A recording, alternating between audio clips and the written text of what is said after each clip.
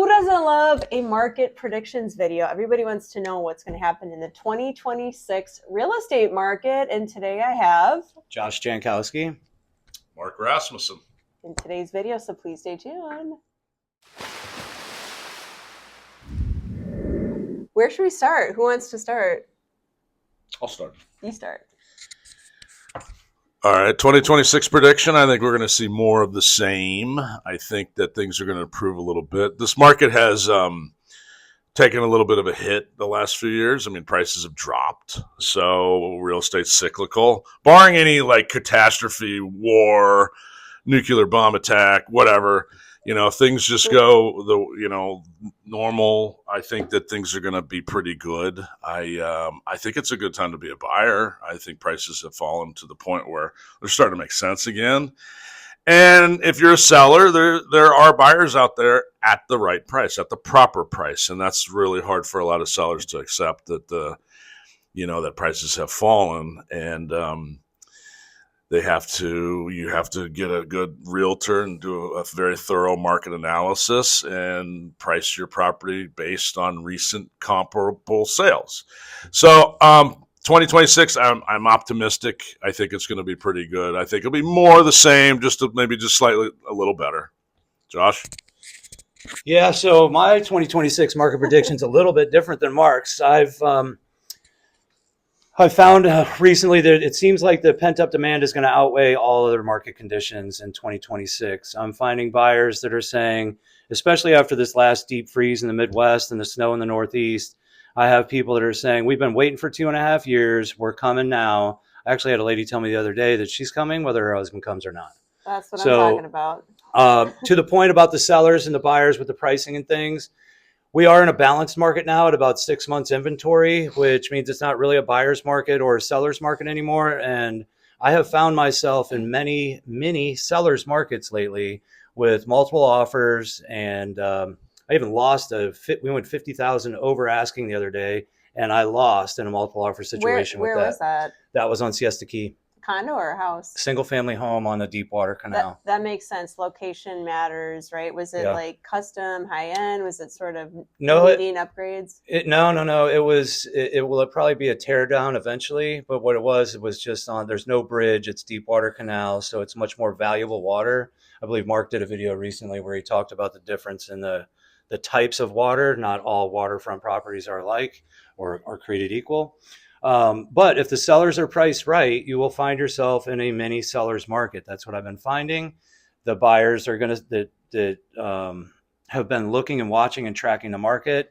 They are pulling the trigger right now more than ever, more than in the past year and a half or so. And as of the date of filming, it's just before Christmas, the week of Christmas. So sometimes we see like a holiday slump or they come in waves. And I know you're working with more buyers right now. I'm working with more sellers. So we have a little bit different perspectives.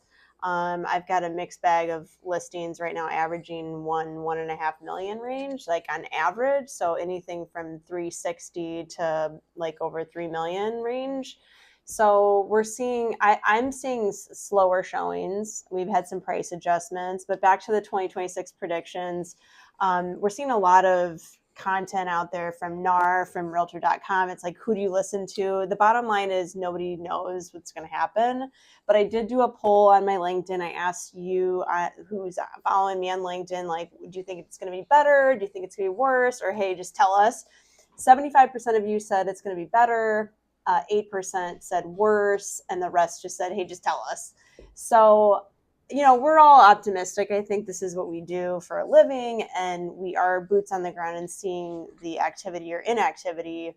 I personally think, based on my 23 and a half years of selling real estate, this has been a really challenging year. The 2025 market's been very challenging. So that being said, I feel like the bottom, if you can time the bottom, which nobody can, it feels like it was August of 2025. So as soon as we kind of had that break, I feel like the rest of 2025 was much healthier. And what I'm hopeful for is much of that in 2026. So hopefully buyers are going to get off the fence. I think that's been part of the problem with especially the first half of 2025. we haven't had enough buyers, right, in the market. So with things calming down, I feel like it's going to be a little bit better, but not a ton better in 2026, meaning healthier, more stable. Although this year with the inventory, you would feel like it's more stable, but sales are down across the country, right? They're up here in Sarasota, but they're down across the country. Single families in Sarasota County are up. The condos are down significantly because of many reasons, insurance and storms and stuff like that. But I agree with Shayla. I think it's going to be a pretty good. I think it'll be a better 2026 will be a better market. And I mean, when I say better, I mean more units sold. It looks like prices have maybe stopped falling because they're leveling off every single month compared to the year before. Prices are pretty much holding. So maybe you might be right. The bottom was maybe August around that time. But at the end of the day, though, if you need a house and you want to own a house, this is I consider to be a pretty decent time to buy. You could try to time the market, but it's so hard. At the end of the day, you need a place to live. So, and whether you want to rent or whether you want to own, and if you're a seller, you probably should have sold 3-4 years ago because you'd have got more money for your property. There's an affordability issue, right?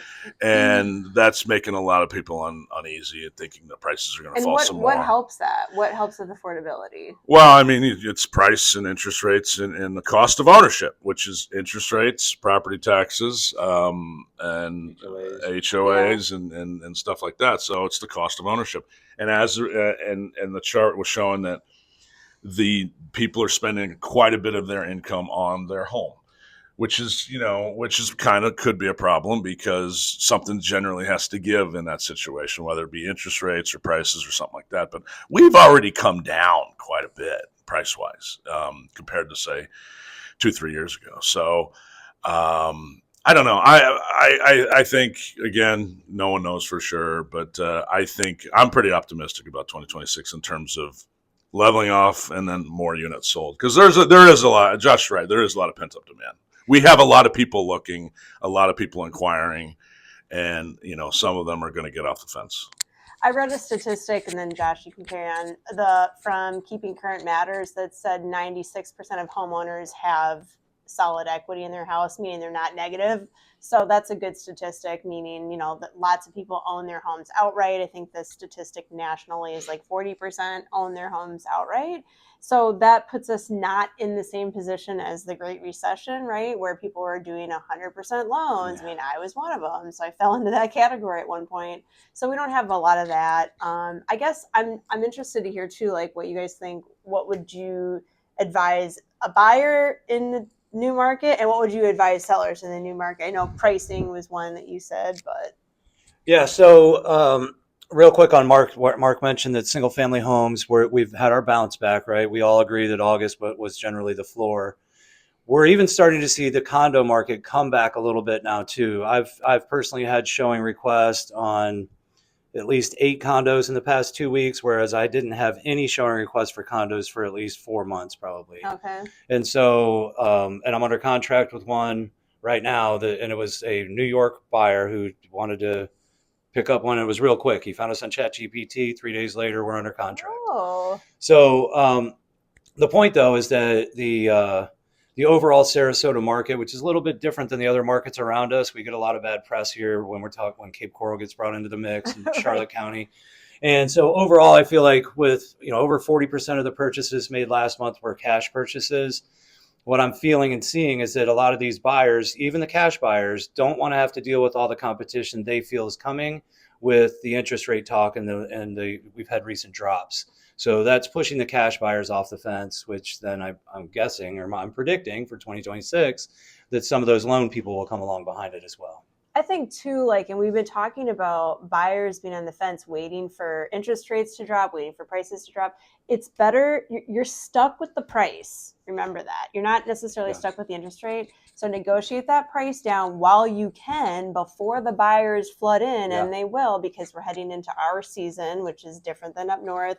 Our peak season is January, February, March. Some say April, May, but we're heading into our busy time where we also see more inventory generally come on, right? Yeah. More sellers come on, and sellers stop saying you'll lower the price because it's just better to price it $1 under the value. And at the end of the day, you're going to end up getting a higher net because the first 3 weeks on the market are very telling. And that's, if you sell it in 6 months versus 6 weeks, where do you think your price is going to be higher? It's obviously in the first 6 weeks.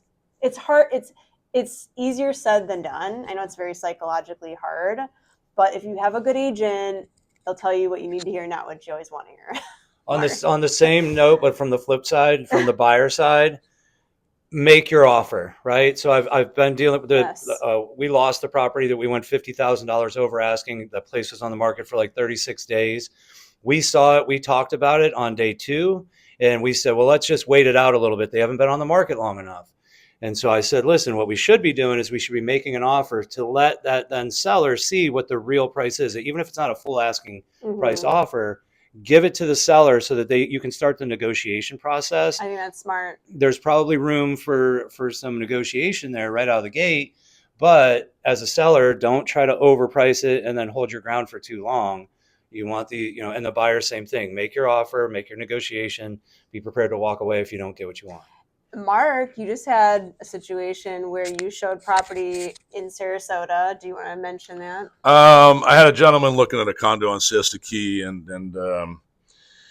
he was interested in a property, and he didn't make a decision fast enough. Someone else came along and bought it, and it happens. If you find something good, this is not a bad market. We are not in a bad market, despite what you may have heard. We are in a challenging market in the sense, like, if you're a seller, you're not getting the prices that you once got. So you have to, a lot of sellers and realtors don't want to accept that. So that's why it takes a lot longer for prices to fall, I think, because they just don't want to give in to the fact that prices have fallen. And you got to remember, I talked to a seller last week, I said, your property is worth what someone is willing to pay for it. A reasonable number of people are willing to pay for it. You just get to decide if that's enough for you. You don't get to determine what this property is worth. The market does, and the market is made up of a bunch of buyers. So if no one is going to pay your price, that's not worth that, unfortunately. Now, it may be down the road, but right today, no one's willing to pay this price. That's not the value of your property. So, and the trend toward listing versus selling price is going down, meaning the percentage of the sales price versus the listing price, there's a larger and larger gap as we move on, right? In what we call the normal equilibrium market, it used to be 6 months of inventory and 95.5% of the purchase price. Now it's like 92, 93%. So what you're asking versus what it's selling for, that gap seems to be growing. Now, what is it going to do in the first quarter? If it becomes healthier and sellers maybe become more realistic instead of chasing the price down, we'll probably see that percentage kind of go up, meaning closer to your asking price. But as sellers get more realistic and listen to the market, it's not your agent saying it, it's the marketplace, right? Do we have showings? What's the feedback? What can we control to get people in the door? But the first impressions are really important.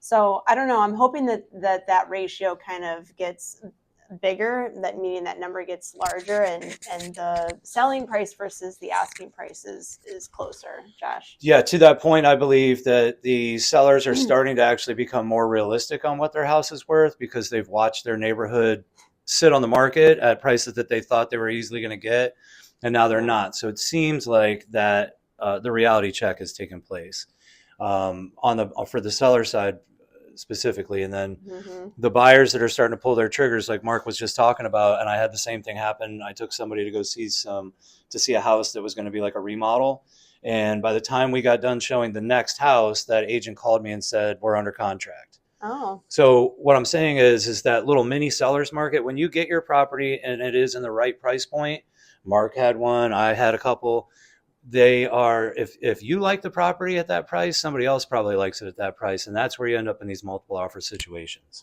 Well, I tell you, I just listed a property on one of the islands recently, and it hasn't even been 3 days, and I do have an offer that just came in. I haven't reviewed it, but I do have an offer. So generally speaking, when you have a property on the market less than a week and it's a 7-figure plus property, it's priced well, or in any price range, it doesn't matter.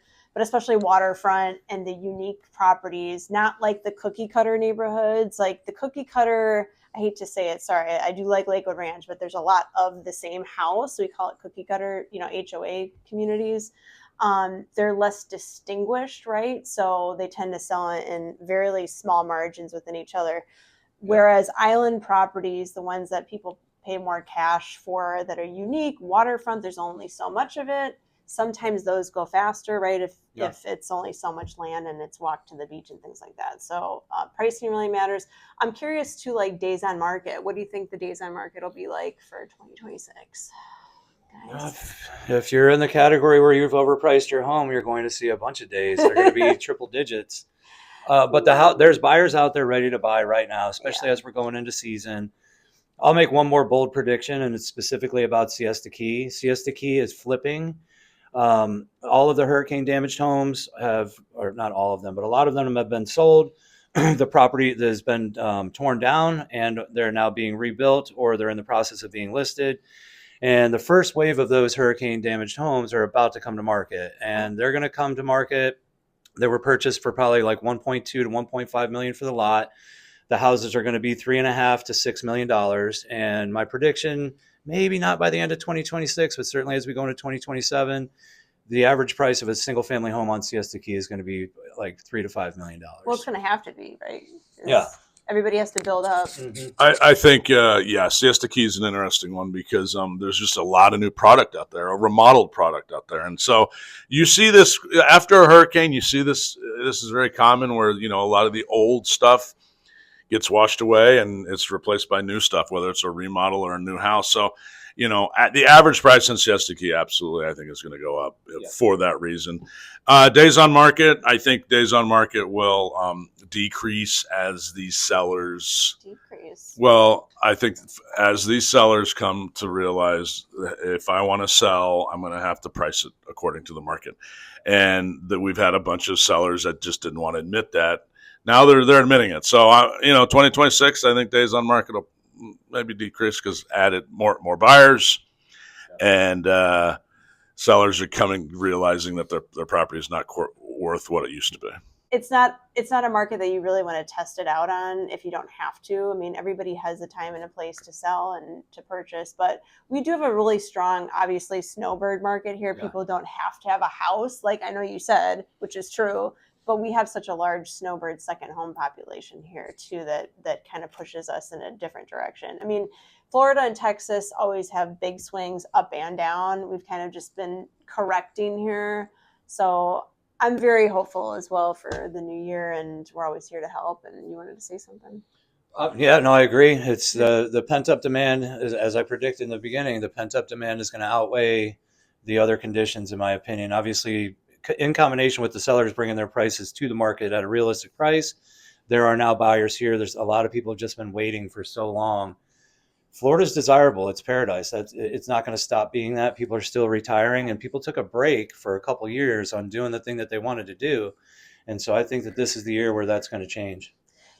And I'll just kind of leave it with this. When you do decide to go with your agent, they have insights into coming soon properties, right? There's a lot of value in going with one agent, of course, being loyal. Now, the rules have changed anyway. The laws are that you have to sign with somebody, or you could do a showing agreement if you just want to go individually, right? But there's a lot of benefits when you're working with a buyer's agent because they can say, hey, my office has a couple properties coming soon that nobody else knows about that we can now tell you about as your agent. So there's a tremendous amount of value in that.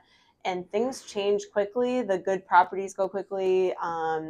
Everybody wants the shiny penny product, right? And so if you have an agent that has insights, that's, I think, a tremendous value. And it's going to be a great 2026, I think. Mark? I'm optimistic. I think it's going to be pretty good. Assuming there's no catastrophes or anything major. Don't put that out there. But no, I think it's going to be better. I think it's going to be a better year than 2025.